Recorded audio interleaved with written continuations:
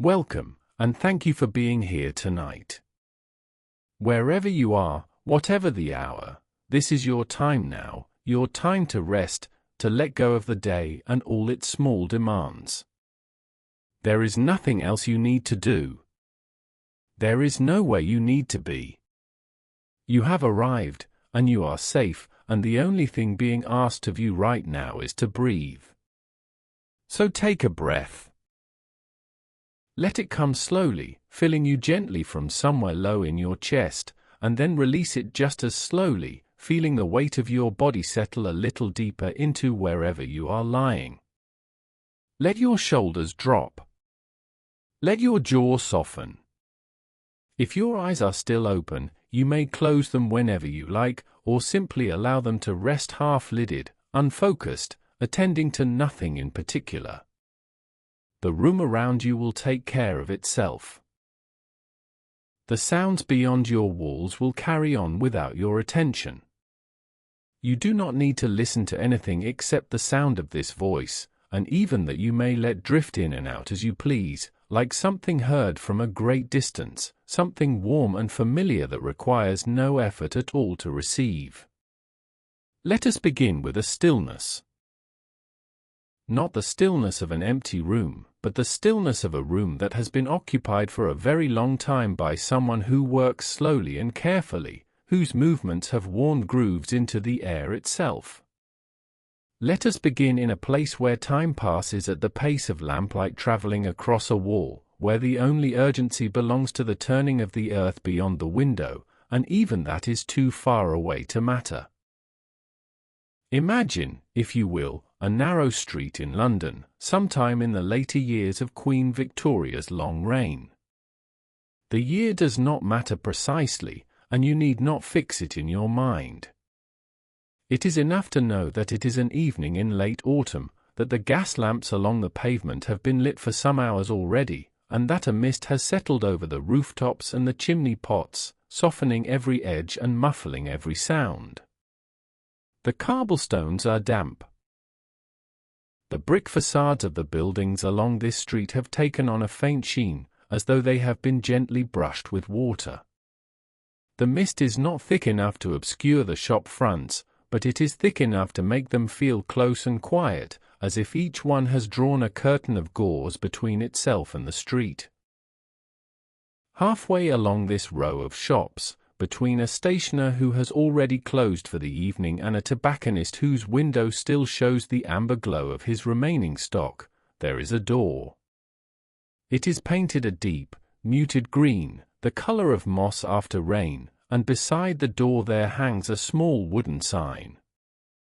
The sign reads, in careful gold lettering that has been renewed perhaps once a decade by a sign painter who lives 2 streets away, the words E. Hartwell, spectacle maker. Beneath that, in smaller letters, the sign adds, lenses ground and fitted. Instruments repaired. The sign is old enough to have acquired a dignified patina, and the gold leaf has mellowed to a color that sits somewhere between honey and brass, so that in the lamplight it seems to glow very faintly of its own accord. The door is ajar, though only just, and from within there comes a thin line of warm light, falling across the threshold and touching the edge of the pavement.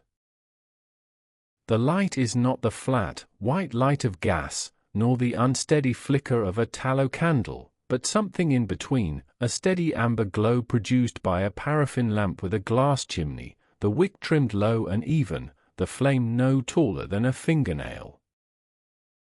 This particular lamp has sat on the same corner of the same workbench for many years, and its brass base has been polished so many times that the maker's stamp on the underside has been worn smooth, leaving only the faintest suggestion of letters that were once legible.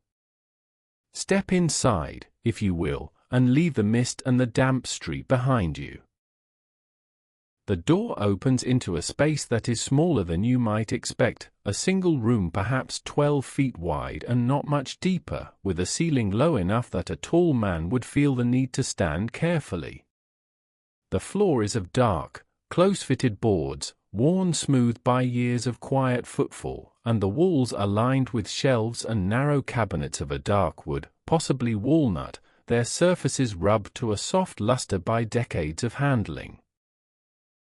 There is a window at the front, looking out onto the street, and through it the mist is visible as a soft, pale presence pressing against the glass. The window itself is divided into small panes, each one slightly imperfect in the manner of hand-drawn glass, so that the lamplight from inside and the gaslight from outside mingle and refract through the panes in gentle, shifting patterns. It is a window that does not so much reveal the world beyond as translate it into something softer and more distant. The room smells of metal and glass and the faint, clean sharpness of polishing compound, a scent that has settled into the wood and the plaster over many years and has become as much a part of the room as the shelves and the floorboards. There is also, beneath that, the fainter smell of the paraffin lamp, warm and slightly sweet, and the ghost of wood smoke from the small iron stove in the corner, which has been banked low for the evening and now gives off only a gentle, steady warmth. The stove is a modest thing, no larger than a hat box, with a single round plate on top where a kettle might sit, and its pipe rises straight up through the ceiling like a dark metal finger pointing at the sky. Against the far wall, beneath the single shelf that holds a row of leather-bound ledgers and a small brass clock, there is the workbench. It is the center of this room, the reason for its existence, and everything else in the space arranges itself around it like attendants around a quiet sovereign. The bench is perhaps 5 feet long and 2 feet deep, made of oak that has aged to a color somewhere between dark gold and brown, and its surface is marked with the small scars and indentations of 1,000 careful operations, the tiny scratches left by the edge of a file, the faint circular impressions where a grinding cup has been set down, the pale spots where drops of polishing rouge have been wiped away but have left a trace of themselves behind. The bench is not cluttered. It is, in fact, remarkably orderly, but its order is the order of long habit rather than fussiness, the kind of arrangement that comes from doing the same work in the same place for so many years that every tool has found its own position by a kind of mutual agreement between the hand that uses it and the surface that holds it.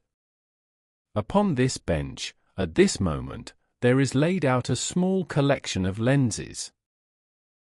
They are round, each one perhaps 1.5 inches in diameter, and they are arranged in a neat row of 6, sitting in a shallow wooden tray that has been lined with a piece of soft chamois leather to prevent them from rolling or touching one another. The lenses catch the lamplight and hold it, each one containing a tiny, inverted image of the flame, so that the tray appears to hold not 6 pieces of glass but 6 small, glowing worlds, each one complete and self-contained. Some of the lenses are perfectly flat on one side and gently curved on the other, while others are curved on both surfaces, and the differences between them are so subtle that only a trained eye would notice. These are spectacle lenses, ground from blanks of crown glass, a type of optical glass that has been made in English glassworks for over a century, composed of silica, soda, and lime, chosen for its clarity and its low dispersion of light, which means that it bends light without breaking it into the colored fringes that would make a lens useless for correcting vision. The man who made these lenses, and who is now sitting at the bench beside them, is the spectacle maker himself, Mr. Edmund Hartwell.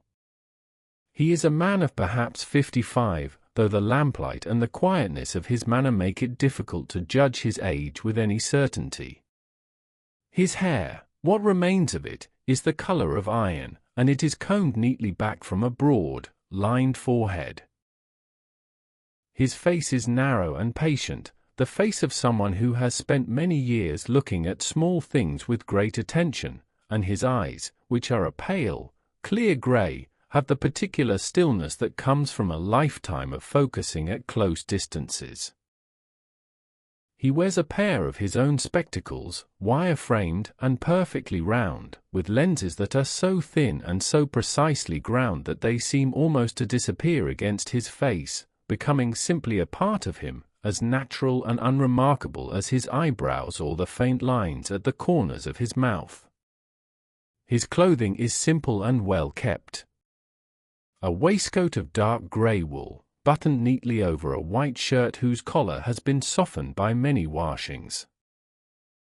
His sleeves are rolled to just below the elbow, revealing forearms that are lean and steady, the forearms of a man whose work requires not strength but control. On his left hand, the thumb and first two fingers show the faint, smooth calluses that come from years of holding lenses against a grinding lap, and his fingernails are trimmed very short, almost to the quick, so that nothing interferes with his sense of touch when he is working. At this moment, Mr. Hartwell is not grinding lenses. That work was done earlier in the day, when the light from the window was stronger, for grinding requires a particular quality of illumination that the paraffin lamp, for all its steadiness, cannot provide. Instead, he is engaged in the quieter, later work of the evening, the work of inspection and finishing, the slow and careful process of examining each lens for imperfections, polishing away any faint haze that the grinding may have left, and preparing them for fitting into the wire frames that will hold them before their intended wearer's eyes. He has picked up the first lens from the tray and is holding it between his thumb and forefinger, tilting it gently so that the lamplight passes through it at different angles. He is looking for what the trade calls sleeks, the very fine scratches that can sometimes remain on a lens surface even after careful polishing, scratches so small that they are invisible to ordinary sight but which reveal themselves when light is directed across the surface at a low angle. He turns the lens slowly, his movements precise and unhurried, and the lamplight shifts across the glass in smooth, flowing patterns, like water moving over a stone. The lens is clean. There are no sleeks. He sets it down on a separate piece of chamois leather to his right, the leather reserved for lenses that have passed inspection, and picks up the next one. This second lens he holds a little longer. He brings it closer to the lamp, then further away, then tilts it so that the light enters from the side. There is something there, the faintest trace of a mark near the edge, and he examines it with the same unhurried attention that he gave to the first lens, but more closely now. After a moment, he reaches for a small square of rouge-impregnated felt that lies beside his elbow, a polishing pad no larger than a postage stamp, and begins to work the mark with a gentle, circular motion.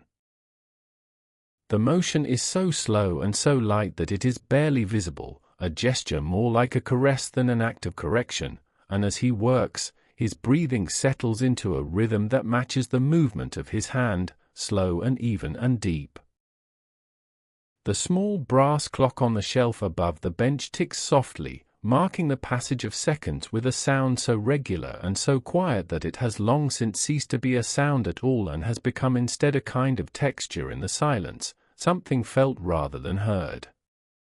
The clock was made by a firm in Clerkenwell that specialized in workshop timepieces, clocks designed to be heard without being listened to provide a sense of time passing without drawing attention to itself. Its face is white enamel with black Roman numerals, and its single hand, for it has only an hour hand and no minute hand, points to a position that suggests it is somewhere past 8 in the evening, though the exact time is deliberately left vague, as if the clock itself has decided that precision at this hour is unnecessary. Mr. Hartwell finishes polishing the second lens, holds it up once more to the light, and, satisfied, places it beside the first on the chamois leather. He picks up the third. The process repeats, and will repeat, and each repetition is so like the last that the work takes on the quality of a ritual, something performed not for the sake of its conclusion but for the sake of its doing.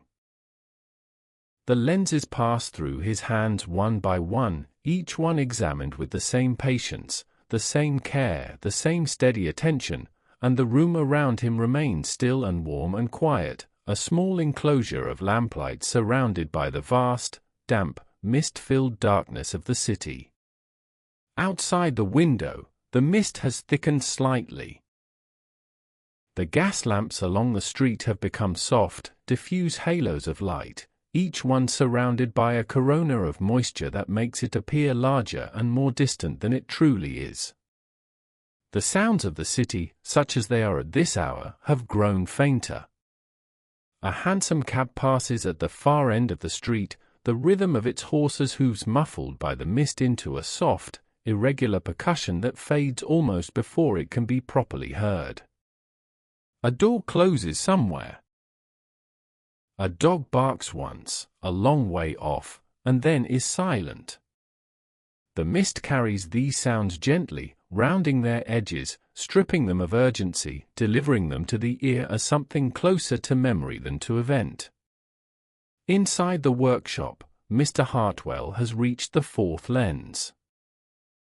He holds it up, and in its curved surface the room is reflected in miniature, the lamp, the shelves, the stove, the window with its pale square of mist light, all of it compressed and inverted into a tiny, perfect image no larger than a sixpence.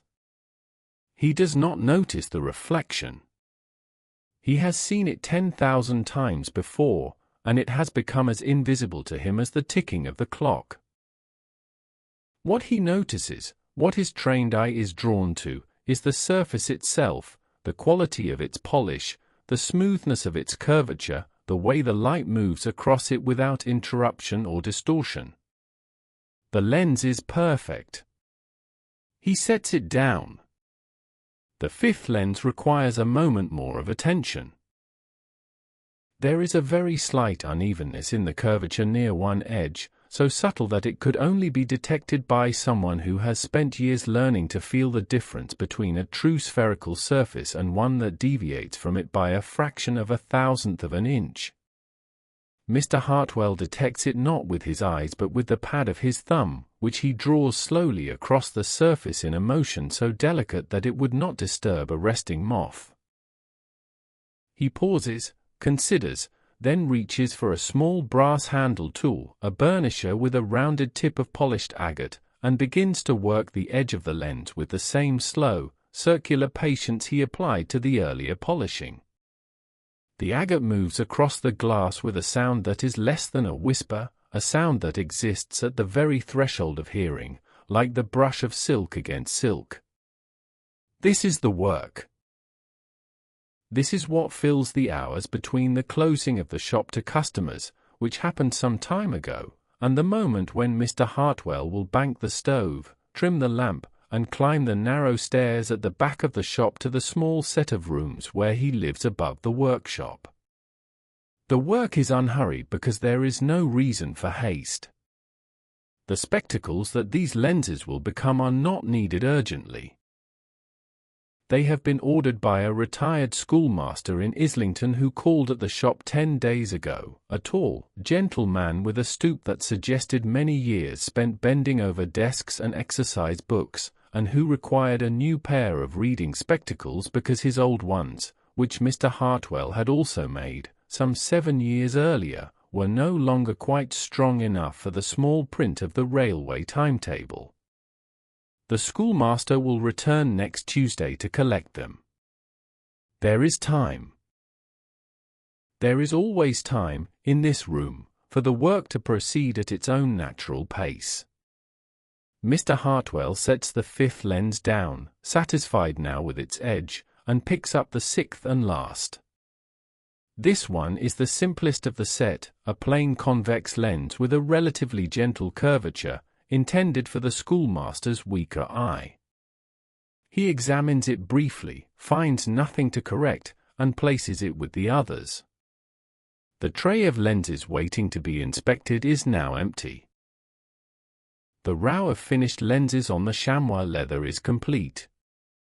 He sits for a moment, his hands resting on the edge of the bench, and simply looks at them, 6 small circles of glass lying in a line, catching the lamplight, each one a tiny window into a clearer world. After a while, he reaches beneath the bench and draws out a shallow wooden drawer, its interior divided into compartments by thin strips of wood, like a printer's type case. In these compartments lie the components of spectacle frames, sorted by size and type. There are bridge pieces of thin steel wire, curved to fit the contour of a nose. There are temple pieces, the long, slender arms that extend from the hinges of the frame to hook behind the ears, each one slightly different in length and in the angle of its curve. There are tiny brass hinges, no larger than a grain of rice, and smaller still, the screws that hold them together, screws so minute that they must be handled with tweezers and can be lost simply by breathing too hard in their direction. He selects a pair of bridge pieces from one compartment and a pair of temple arms from another, laying them out on the bench beside the lenses with the same care that a surgeon might use in arranging instruments before an operation. From a third compartment he takes 2 rim wires, thin circles of steel that have been preformed to the correct diameter to hold the lenses, and from a fourth he takes the hinges and their screws. Beside these he places a small pair of flat-nosed pliers, a jeweler's screwdriver with a handle of bone, and a coil of the thinnest copper wire, finer than a human hair, which is used to bind the joints during assembly before they are soldered. But he does not begin the assembly tonight. The lenses have only just passed their final inspection, and the frames, once begun, will require the kind of sustained, close attention that is best given in the morning, when his eyes are fresh and the light from the window supplements the lamp. Instead, he simply lays out the components, arranging them in the order in which they will be needed, so that when he sits down tomorrow to begin the work of fitting, everything will be ready and waiting, each piece in its place, each tool within reach. This is part of his routine, the preparation of the workspace at the end of one day for the work of the next, and it is done with the same quiet deliberation that governs everything in this room. The arrangement complete, Mr. Hartwell straightens slightly on his stool and removes his spectacles. He folds them carefully and sets them on the bench, then presses the thumb and forefinger of his right hand gently against the bridge of his nose, a gesture so habitual that he performs it without thought, a small release of pressure where the wire frame has rested. Without his spectacles, the room softens around him. The sharp edges of the tools and the lenses become slightly blurred, and the lamplight, which a moment ago was a precise point of flame behind glass, becomes a warm, diffuse glow that fills his vision like a small, private sunrise. He sits in this softened world for a moment, blinking slowly, allowing his eyes to rest. The stove in the corner gives a small, settling sound, a faint shift of coals beneath the grate, and a thread of warmth rises from it and drifts across the room, carrying with it the dry, clean smell of spent coal. The sound is so quiet and so expected that it adds to the silence rather than breaking it, the way a single note played very softly on a cello can make the stillness around it seem deeper and more present. Mr. Hartwell hears it without turning his head. He knows every sound this room makes, the settling of the stove, the tick of the clock, the faint creak of the floorboards when the temperature changes, the occasional tap of a raindrop against the window when the mist thickens into something heavier. These sounds are the voice of the room itself, and he has listened to them for so many years that they have become a kind of company, familiar and reassuring, requiring nothing in return. He replaces his spectacles and stands, pushing back his stool with a slow, careful motion that avoids any unnecessary noise. He crosses the room to the stove, bends slightly, and opens the small iron door. Inside, the coals are a deep, pulsing red, the color of garnets held before a light, and a faint heat touches his face as he leans in to check their condition. He adds a single small piece of coal from a brass scuttle that sits beside the stove, placing it precisely on top of the glowing bed with a pair of short-handled tongs. The coal catches almost immediately, sending up a brief blue flame that flickers once and then settles into a steady, quiet burn. He closes the door, adjusts the damper, and straightens. Then he moves to the window. The mist outside has not changed, or rather it has changed so slowly that the change is imperceptible to anyone who has not been watching it for hours. But Mr. Hartwell, who has been in this room since early morning, senses the difference. The mist is slightly denser now, and the color of it has shifted from the pale gray of early evening to a deeper, warmer tone, faintly yellowish, as if the lamplight from the shops and houses along the street has been absorbed into the moisture and diffused through it, so that the mist itself has become a source of light, a soft, ambient glow that has no single origin and casts no shadows. This is the particular quality of a London mist in the later decades of Victoria's reign, when the coal fires of 1,000,000 households mingled their smoke with the damp air rising from the Thames, and the atmosphere of the city became a thing of substance, a medium through which light and sound travelled differently than they did in the clean, thin air of the countryside. He stands at the window for a moment, looking out. There is very little to see. The pavement is empty. The stationer's shop next door is dark, its window displaying nothing but its own dim reflection. The tobacconist on the other side has also closed, though a faint warmth still seems to emanate from behind his shutters. Across the street, the upper windows of a lodging-house show pale curtains drawn against the evening, and through one of them, on the first floor, there is the faintest suggestion of movement, a shadow passing behind the fabric, someone going about the small, private business of their evening without any awareness of being observed. Mr. Hartwell does not observe them. His gaze is directed not at anything in particular but at the mist itself, the way it moves, the way it softens the hard lines of the buildings and the lamp-posts and the iron railings into something gentler, something that looks as though it might be dissolving slowly into sleep. He turns back to the room. The paraffin lamp on the bench is burning steadily, its flame a small, upright leaf of light inside the glass chimney. He crosses to it and adjusts the wick, turning it down by the smallest possible increment, so that the flame drops from perhaps 3/4 of an inch to perhaps half an inch. The light in the room dims accordingly, but not by much, just enough to make the shadows in the corners a little deeper and the warm glow of the lamp a little more concentrated, a little more intimate. The lenses on the bench, which a moment ago were catching the full light of the lamp and reflecting it in bright, clear points, now hold the reduced light more softly, their reflections dimmer and warmer, like small moons rather than small suns. Mr. Hartwell returns to his stool and sits down. He does not pick up a tool or a lens. Instead, he reaches to the shelf above the bench and takes down a small tin box, round and flat, the kind that might once have held lozenges or throat pastils. He opens it, and inside there is a quantity of beeswax, pale and slightly translucent, with the faint, sweet smell of honey. He takes a small amount between his thumb and forefinger and begins to work it, warming it with the heat of his hands until it becomes soft and pliable. This is not an essential part of the spectacle-making process. It is a habit, something he does when the work of the day is finished and he is not yet ready to leave the bench.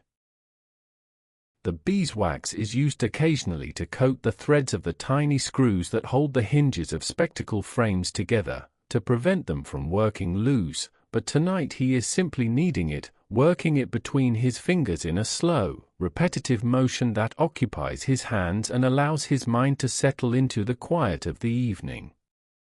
The clock on the shelf ticks. The stove breathes. The lamp burns.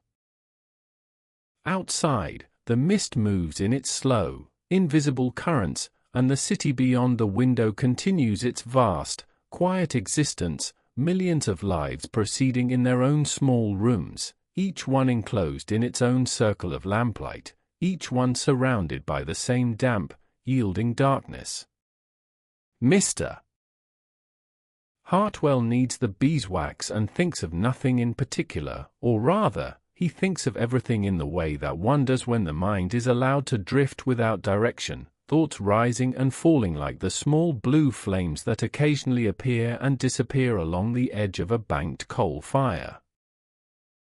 He thinks, perhaps, of the schoolmaster who will come on Tuesday, and of the particular way the old man tilts his head when he is reading, and of how the new lenses will need to be set at a very slight angle in their frames to compensate for this tilt, so that the schoolmaster can read his railway timetable without having to adjust his posture.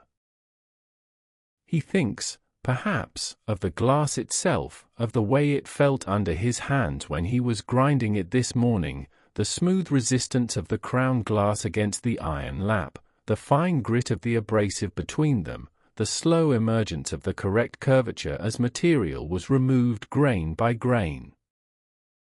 He thinks, perhaps, of nothing at all, and simply sits and breathes, and listens to the clock and the stove and the mist, and allows the evening to carry him gently forward into the later hours. After some minutes, he puts the beeswax back in its tin, closes the lid, and replaces it on the shelf.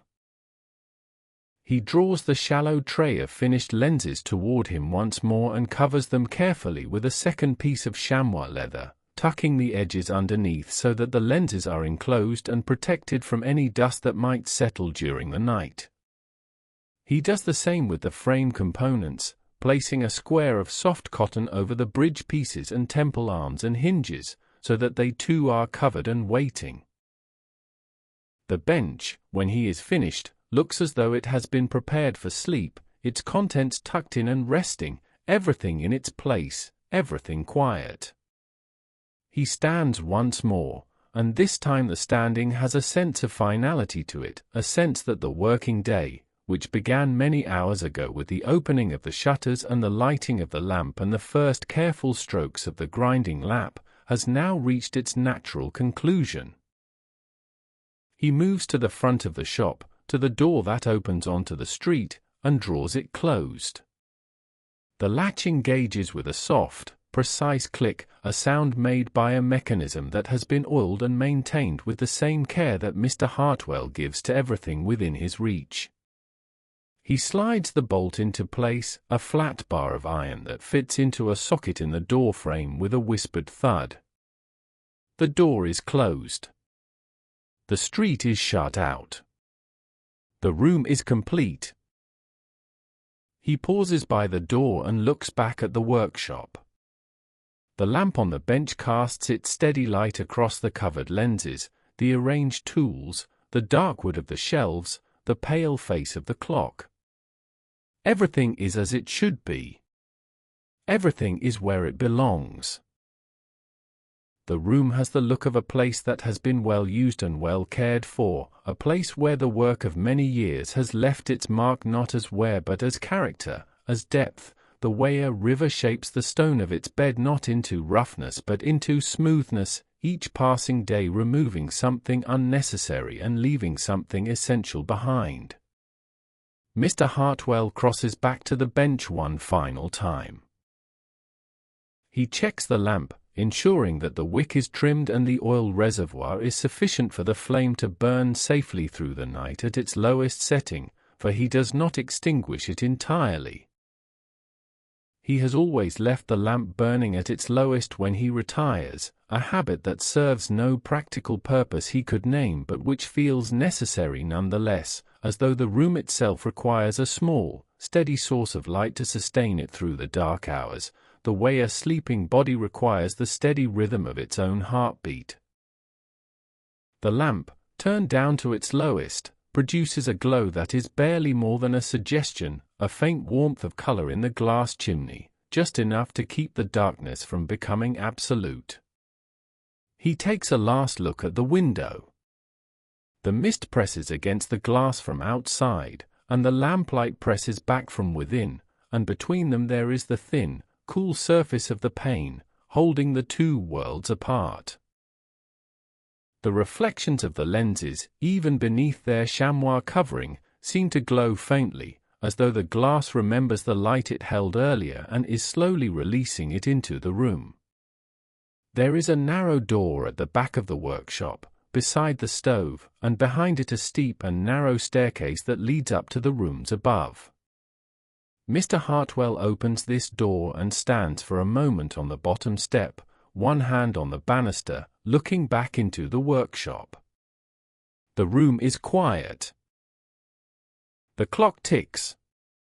The stove murmurs. The lamp glows. The mist holds its gentle pressure against the window. There is nothing more to be done, and nothing that has been left undone. The day is finished, and the room will keep its own counsel until morning.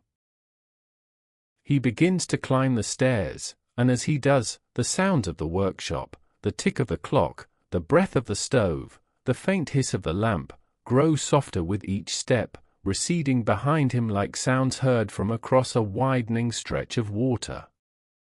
The staircase is dark, but he knows every step, every creak, every place where the banister has been worn smooth by his hand. He climbs slowly, and the workshop below him settles into its nighttime stillness, the covered lenses resting on their bench, the tools in their places, the lamp keeping its patient vigil, and the mist outside continuing its slow, silent passage through the streets of the city, touching every surface with its cool, damp hand, softening every sound, gentling every light, carrying the whole of London slowly, gradually, quietly toward sleep. And perhaps you, too, are feeling that gentle pull, that slow, downward drift toward rest. Perhaps the room around you has grown softer, the way Mr. Hartwell's workshop grows softer when the lamp is turned down low. Perhaps the sounds beyond your walls have receded, the way the sounds of the street recede behind the mist. There is no need to hold on to wakefulness. There is no need to follow the words of this story with any effort or attention. Let them come and go, like lamplight moving across glass, like the slow tick of a clock in a room where nothing is hurrying, where everything has found its place, where the only thing left to do is rest. The morning, when it comes, arrives in Mr. Hartwell's workshop the way mornings have always arrived there, not suddenly, and not announced by any particular event, but gradually, as a slow change in the quality of the light at the window. The mist of the previous evening has not lifted entirely. It has merely thinned, allowing a pale, diffused daylight to filter through the glass panes and lay itself across the workbench in soft, directionless illumination.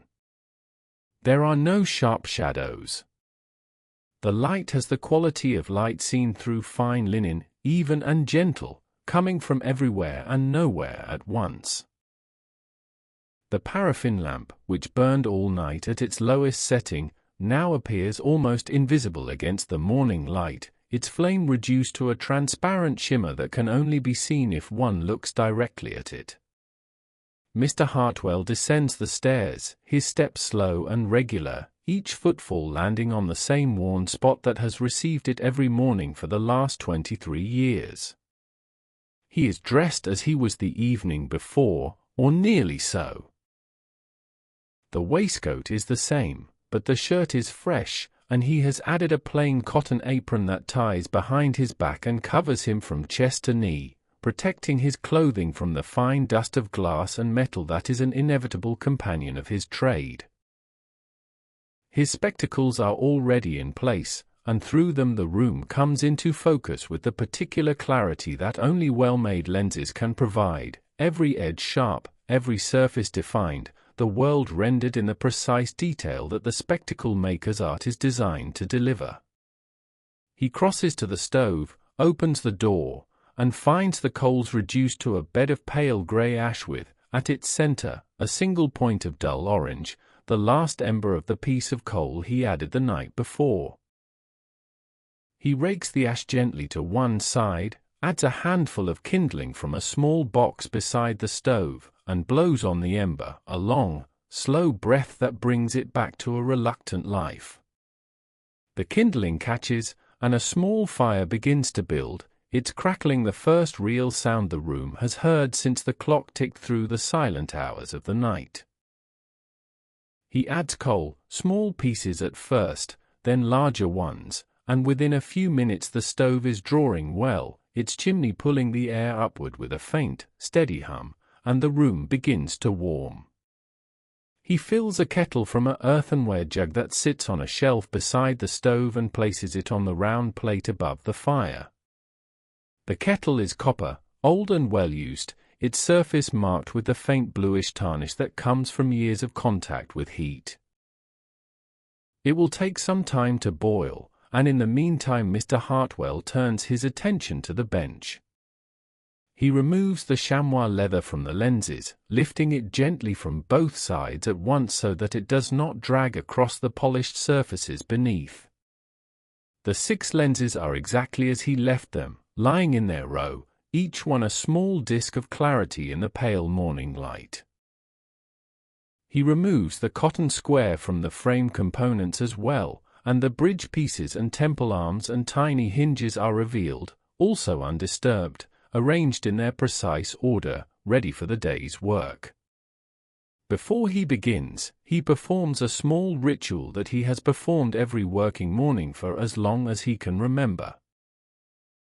He takes a clean square of chamois leather, breathes on it once, and uses it to wipe the surface of the bench, not because the bench is dirty, but because the act of wiping it clears a space, both physical and mental, between the previous day's work and the present day's. The bench, once wiped, is fresh, a clean surface on which new work may proceed. He folds the chamois and sets it aside. The kettle begins to murmur, a low, private sound that rises slowly in pitch and volume as the water heats. Mr. Hartwell listens to it without paying it any particular attention. He is examining the frame components now, picking up each piece in turn and holding it before his eyes, checking for any flaw or blemish that might have escaped his notice the evening before. The bridge pieces are smooth and symmetrical, their curves matching each other precisely. The temple arms are straight and true, with a gentle downward curve near their ends that will allow them to hook comfortably behind the wearer's ears. The hinges are clean and free-moving, their tiny pins set firmly in place. The screws, when he examines them with a small magnifying glass that he keeps in the breast pocket of his apron, are undamaged, their threads intact, their slots aligned. Everything is in order. The kettle boils. He makes tea, a small pot of black tea brewed in a brown earthenware teapot that has been mended once with a metal staple across a hairline crack in its lid. He pours a cup, sets it on a saucer at the far end of the bench, away from the lenses and tools, and returns to his stool. The tea sends up a thin line of steam that catches the morning light and disappears. He takes a sip, sets the cup down, and picks up the first lens. The work of fitting a lens into its rim wire is a process that requires both precision and patience, and it cannot be hurried. The rim wire, a thin circle of steel, must be shaped to hold the lens firmly but without pressure, so that the glass is supported evenly around its entire circumference. Too tight, and the lens may crack under the stress. Too loose, and it will shift in its frame, throwing off the alignment that is essential for correct vision. The spectacle maker's skill lies in finding the exact point between these two extremes, a point that exists not as a measurement but as a feeling, a rightness that is sensed through the fingertips rather than calculated by the mind. Mr. Hartwell holds the rim wire in his left hand and the lens in his right. He brings them together slowly, easing the edge of the lens into the wire with a gentle, rotating motion, the way one might ease a cork into the neck of a bottle. The lens slides in, resists slightly, and then settles into place with a faint, almost inaudible click, the sound of glass meeting metal in perfect correspondence. He holds the assembly up to the light and turns it slowly, checking that the lens sits flat within the wire and that there are no gaps or irregularities around the edge. Satisfied, he sets it down and picks up the second lens and its rim wire. The process repeats. The morning light strengthens gradually, and the tea cools in its cup, and the stove continues its steady, quiet work of warming the room, and outside the window the mist continues to thin, revealing more and more of the street, the pavement, the opposite buildings, the iron railing of a small area that leads down to a basement kitchen where someone has hung a white cloth to air. The world outside is coming slowly into focus, the way the world inside Mr. Hartwell's workshop comes into focus through his lenses, gradually, gently, without any sense of revelation or surprise, simply becoming itself, becoming clearer, becoming present. Both lenses are now seated in their rim wires. Mr. Hartwell lays them side by side on the bench and picks up the bridge piece, the curved wire that will connect the two lenses across the nose. He holds it between the rims, judging the distance, and makes a small adjustment with his flat-nosed pliers, bending the wire by a fraction of a degree to widen the bridge slightly. The schoolmaster, he remembers, has a nose that is somewhat broader than average, and the spectacles must sit comfortably without pinching. He tries the bridge again, and this time it fits the way he wants it to, the curves of the wire following the natural contour that the spectacles will take when they rest on the schoolmaster's face. He binds the bridge to the rim wires with the fine copper wire, wrapping it tightly around each joint in a precise spiral, 3 turns on each side, each turn laid exactly beside the last so that the binding is neat and uniform. Later, he will solder these joints with a small spirit lamp and a thin rod of silver solder, but that is work for later in the morning, when the joints have been checked and rechecked and he is certain that every angle is correct. For now, the copper binding holds everything in place, and the front of the spectacles, the part that the wearer sees when they look in a mirror, is beginning to take shape. He sets the partially assembled frame on the bench and takes another sip of tea. It has cooled to a pleasant warmth, and he drinks it slowly, holding the cup in both hands, his fingers wrapped around the smooth, warm porcelain. The clock on the shelf indicates that an hour has passed since he came downstairs, though it feels like less. Time, in this room, has its own pace, and it is not the pace of the streets outside, where omnibuses run to schedules and clerks hurry to offices and the city measures its day in appointments and deadlines. Time here is measured in lenses ground and polished, in frames bent and fitted, in the slow, steady progress of work that values care over speed and rightness over rapidity. He finishes his tea, sets the cup aside, and turns his attention to the temple arms. These must be attached to the rim wires by means of the small brass hinges, and this is perhaps the most delicate operation of the entire assembly, for the hinges must allow the arms to fold flat against the lenses when the spectacles are not being worn, and to open to exactly the correct angle when they are, and the screws that hold the hinges must be tight enough to maintain this angle but loose enough to allow the folding action without resistance.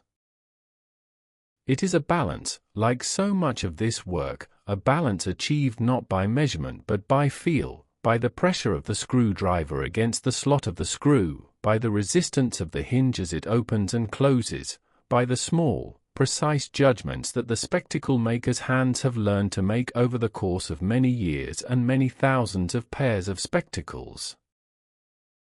He picks up the jeweler's screwdriver and a hinge, and bends close to the bench, bringing his face within a few inches of the work.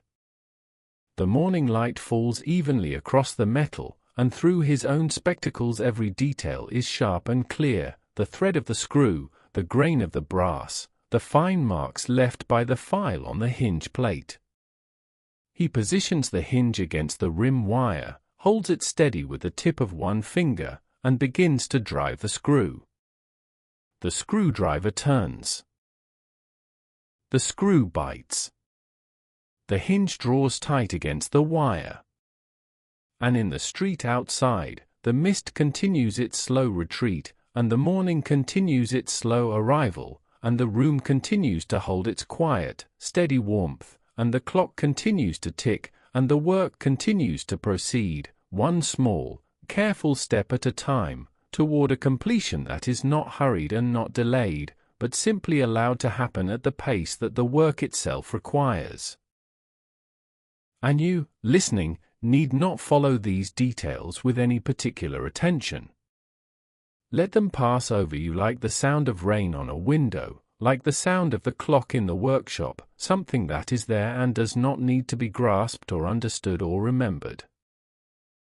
Let the rhythm of the work carry you, the slow turning of the screwdriver, the careful bending of the wire, the gentle placement of lens against metal, a rhythm as steady and as calming as breathing, as the beating of your own heart, as the passage of the mist through streets that are growing slowly lighter, slowly clearer, slowly more at peace. Mr. Hartwell completes the first hinge and begins the second. The temple arm, once attached, swings open and closed with a smooth, precise action, and he tests it several times, opening and closing, listening to the faint, clean sound it makes, a sound like a small, well-oiled mechanism fulfilling its purpose with quiet satisfaction. He nods, a barely perceptible motion, and moves on. The second hinge goes in as smoothly as the first. Both temple arms are now attached, and the spectacles, when he holds them up, have taken on their final shape, a pair of round lenses in wire rims, connected by a curved bridge, flanked by two slender arms that extend backward and downward, ready to rest behind the ears of their intended wearer. They are not yet finished. The joints must still be soldered, and the entire frame must be polished and checked for symmetry, and the temple arms must be adjusted to the precise length and curve that will fit the schoolmaster's particular head, measurements that Mr. Hartwell took 10 days ago with a simple caliper and recorded in pencil in one of the ledgers on the shelf above the bench. But the form is there. The spectacles exist, as a shape, as a structure, as a thing that will soon serve its purpose of helping a man read the small print of a railway timetable. Mr. Hartwell sets them down on the bench, and for a moment the workshop is perfectly still. The lamp, which has been burning unnoticed all morning, flickers slightly as a draught from the stove brushes past it, and the flame recovers and steadies. The lenses in their new frames catch the pale morning light and the warm lamplight simultaneously, and for an instant they seem to hold both, the cool grey of the morning and the warm gold of the flame, combined in a single, quiet radiance that is neither one nor the other but something new, something that belongs only to this moment and this room. The clock ticks. The stove breathes. The mist thins. The morning deepens. And the spectacle maker sits at his bench in the small, warm room behind the green door, surrounded by his tools and his lenses and his careful, patient work, and the city moves around him like a vast, slow river flowing past a single, anchored stone. There are other tasks to fill the middle hours of the morning, tasks that do not require the same intensity of focus as the assembly of a new pair of spectacles but which are part of the daily life of the workshop and which carry their own quiet rhythm. There are lenses to be sorted and stored, blanks of crown glass that arrived earlier in the week from a supplier in Birmingham, each one wrapped in tissue paper and packed in a small wooden crate. Mr. Hartwell opens the crate, which sits on the floor beside the bench, and lifts out the blanks one by one, unwrapping each one and holding it up to the light to check for flaws. The blanks are discs of glass, slightly thicker than the finished lenses will be, with rough, unpolished surfaces that look milky and opaque until light is directed through them at the correct angle, at which point they become suddenly transparent, revealing the clarity that lies hidden beneath their unfinished surfaces. He sorts them by size and thickness, placing each one in its designated compartment in a sectioned wooden box that lives in the drawer beneath the bench. The sorting is a peaceful, methodical process, requiring just enough attention to prevent mistakes but not so much as to be taxing.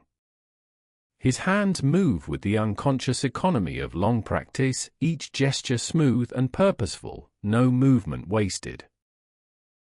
The tissue paper from the wrapping accumulates in a small pile beside the crate, and when the crate is empty, he gathers the tissue, folds it neatly, and places it in a basket near the door, where it will later be used for wrapping finished spectacles when they are collected by their owners.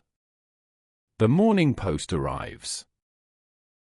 He hears the letterbox at the front door rattle softly as the postman pushes something through, and a moment later there is a faint, papery sound as the letter or card slides down the inside of the door and lands on the mat. He does not go to collect it immediately. Whatever it is can wait. The post, like everything else in this room, conforms to the pace of the work, and the work, at this moment, is the sorting of lens blanks. When the blanks are stored, he crosses to the door and picks up the post. It is a single letter, addressed in a neat copperplate hand, and the postmark is from Sheffield.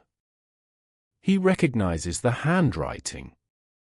It is from Chadburn and Sons, the optical firm that supplies many of his lens blanks and grinding compounds, and it will contain, he knows, an invoice for the crate he has just unpacked, and perhaps a notice of new stock or a change in prices.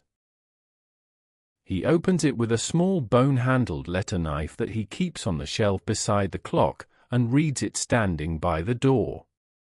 It is, as expected, an invoice, written out in the same neat hand that addressed the envelope, and at the bottom there is a brief, courteous note informing him that a new grade of polishing rouge will be available from the 1st of the following month, should he wish to order it.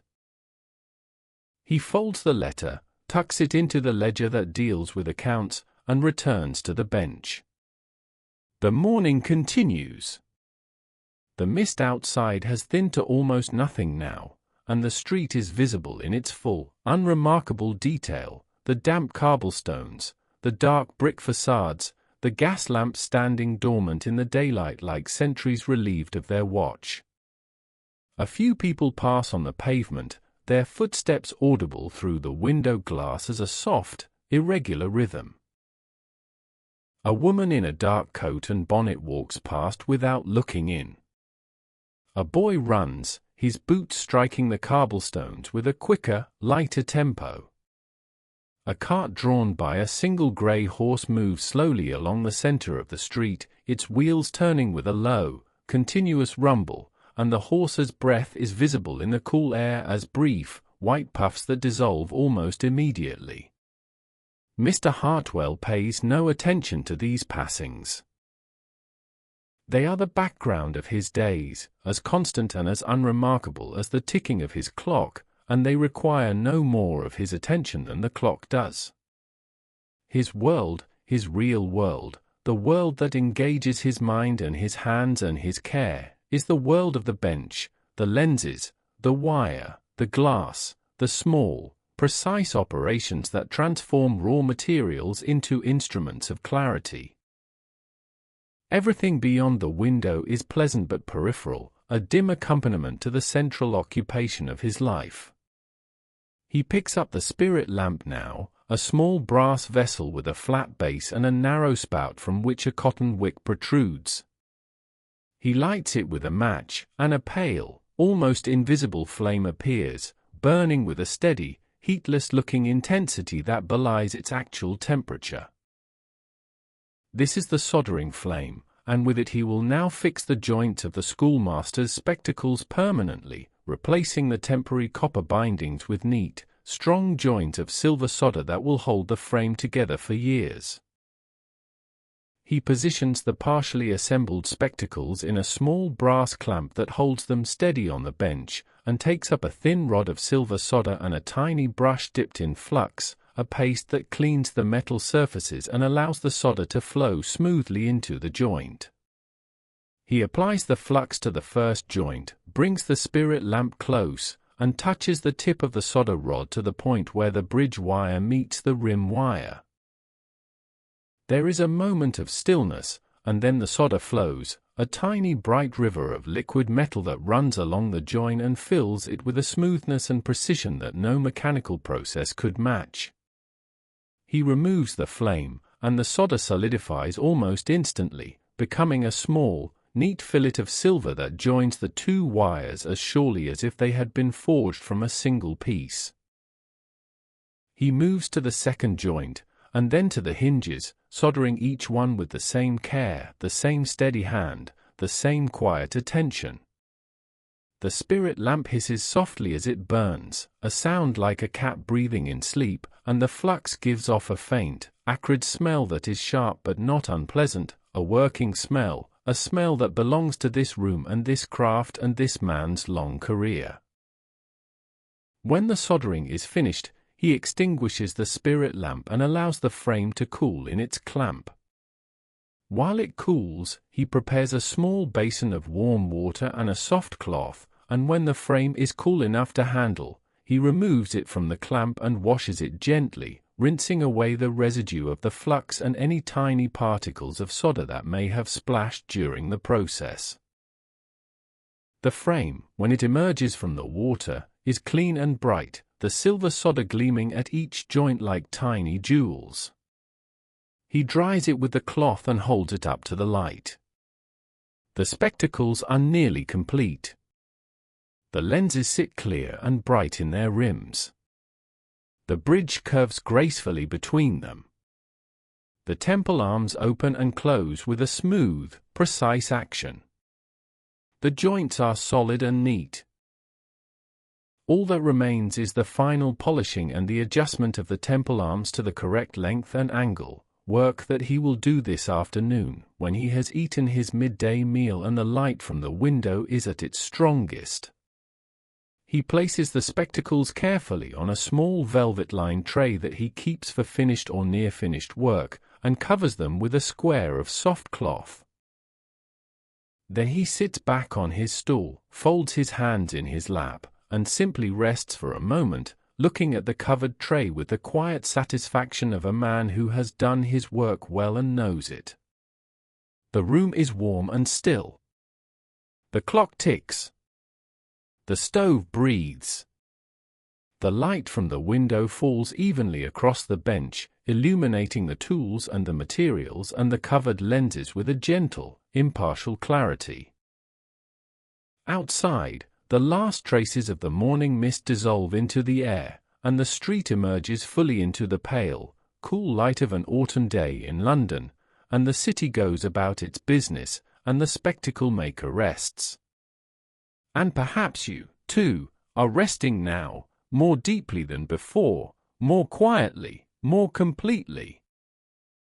Perhaps the rhythm of the work has carried you to a place where the words themselves have become less important than the feeling they carry, a feeling of steadiness, of patience, of things being done carefully and well, of time passing without urgency, of light falling without harshness, of a room that is warm and safe and full of the quiet evidence of a life lived with care.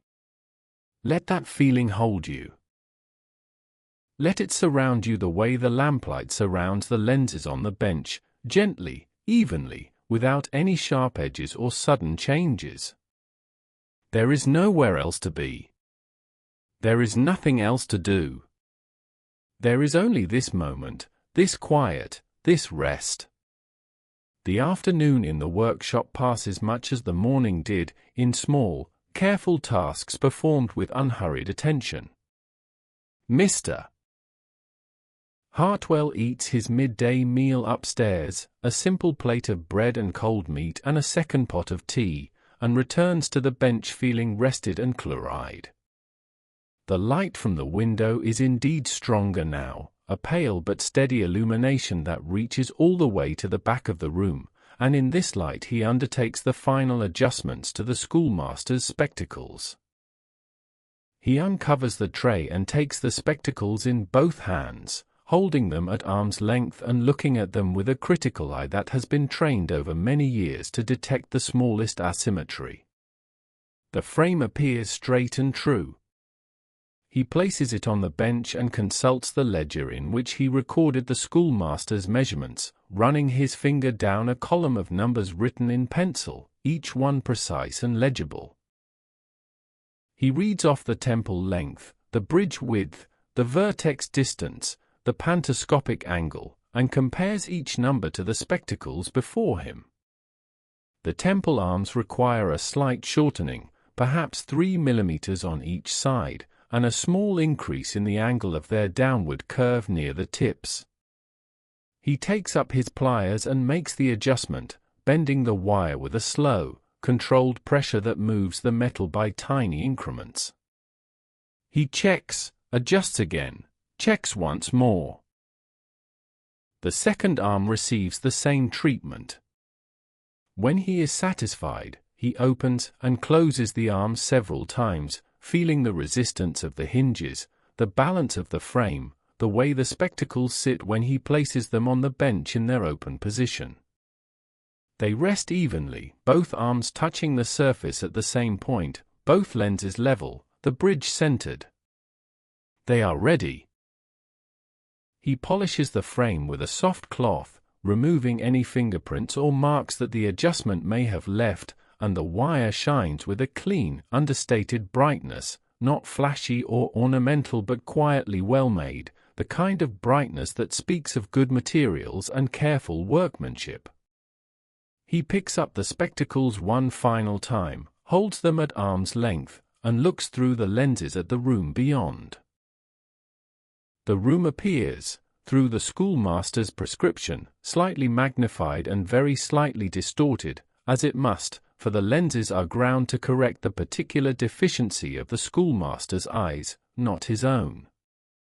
He nods, folds the spectacles closed, and places them in a hard leather case that he has prepared, a case lined with green velvet, with a small brass clasp that closes with a soft, satisfying snap.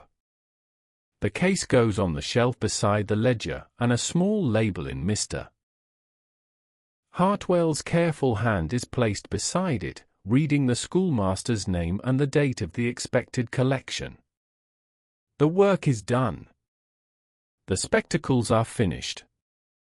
They will wait on the shelf, in their case, in their quiet room, until Tuesday, when the schoolmaster will come and collect them and carry them home to Islington and open them and put them on and read his railway timetable with the ease and clarity that Mr. Hartwell's skill has provided.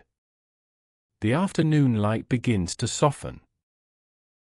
The sun, which has been hidden behind a thin overcast all day, sinks lower, and the quality of the light at the window changes from pale silver to a warmer, deeper tone, faintly golden, as if the air itself is aging gently along with the day.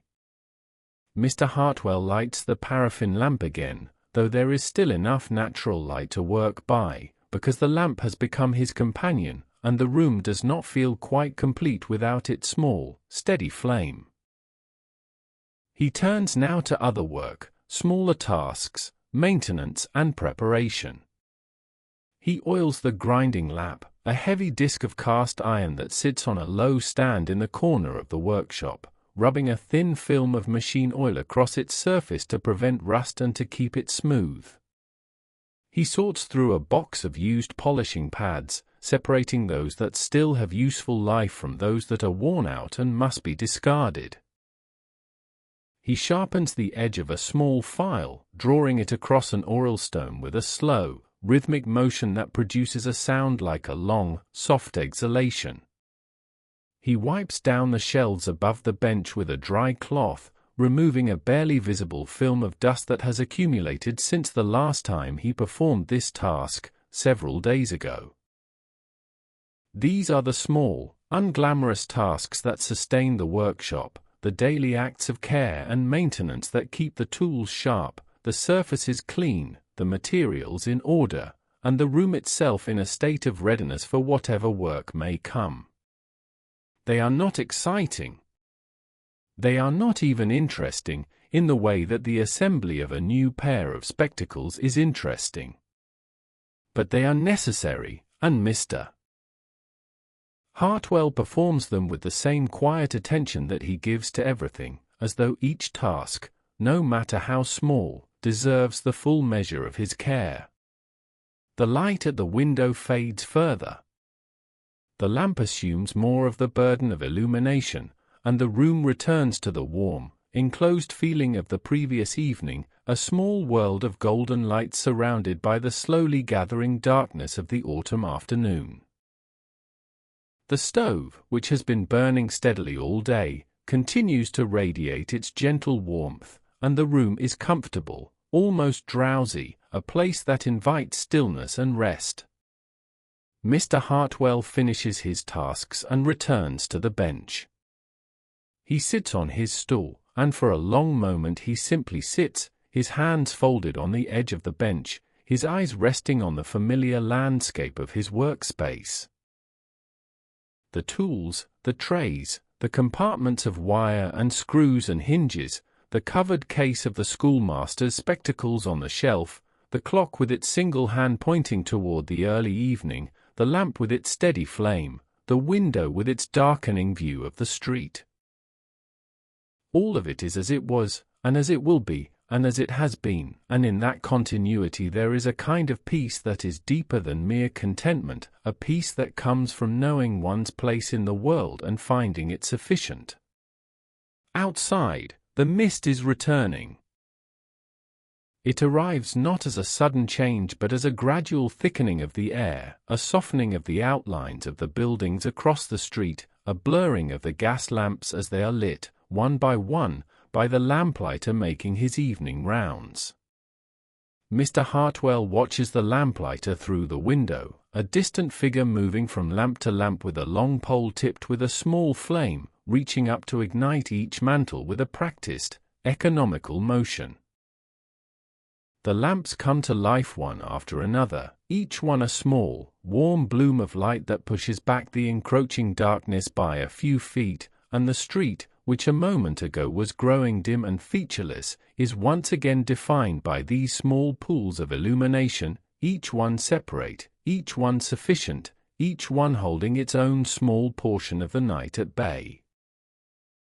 The lamplighter passes the shop and moves on, and the gas lamp nearest the window throws its light against the glass, and the light mingles with the lamplight from within, and the window becomes once again that thin boundary between two worlds of light, the warm gold of the workshop and the cooler yellow of the street, and between them the mist, now thickening into something that can almost be felt, a soft, damp presence that wraps around the buildings and the lamp posts and the iron railings, and transforms the ordinary street into something quieter and more remote, something that belongs to sleep. Mr. Hartwell rises from his stool. He banks the stove, adding coal and closing the damper to a slow, overnight burn. He trims the lamp wick and turns the flame down, degree by careful degree, until it is once again at its lowest, barely more than a glow. He covers the bench, spreading soft cloths over the tools and trays with the same tenderness he showed the night before. He checks the door, confirming that the bolt is in place. He stands for a moment in the center of the room, listening to the clock, the stove, the lamp, the mist, the distant sounds of the city settling into its evening. Then he turns and opens the narrow door beside the stove, and stands once more on the bottom step of the staircase, one hand on the worn banister. The workshop glows behind him, dim and warm and still. The covered lenses rest on their bench. The schoolmaster's spectacles wait on their shelf. The grinding lamp gleams faintly in the corner, oiled and ready. Everything is as it should be. Everything is where it belongs. He begins to climb. The stairs creak softly beneath his feet. The sounds of the workshop recede. The mist outside thickens. The gas lamps glow. The city breathes. And the small room behind the green door settles once more into its nighttime stillness, a place of glass and light and patient craft, holding its warmth against the darkness, keeping its quiet vigil through the long, slow hours of the night. And you, perhaps, have already drifted far from this room, far from the lenses and the lamplight and the mist. Perhaps you are somewhere deeper now, somewhere softer, somewhere where the words of this story are only a distant murmur, like the sound of rain heard from the far side of a house, like the ticking of a clock in a room you have already left. That is as it should be. That is what this story is for. To carry you gently from wakefulness to rest, from the cares of your day to the quiet of your night, from one world to another, the way Mr. Hartwell's lenses carry light from one place to another, changing nothing, adding nothing, simply making the passage gentler, clearer, easier. Thank you for listening this evening and for spending this time in the silent workshop of the eyeglass maker. If you enjoyed this tranquil journey, we always look forward to your return, and wherever you are in the world, it would be wonderful if you could leave a word or two, or even a quiet good night message, in the comments below. Sleep well, rest deeply, and may your morning, when it arrives, be filled with a promise as soft, gentle, clear, and silent as the light passing through a handcrafted lens. Remember, tomorrow is the first day of the rest of your life. Good night.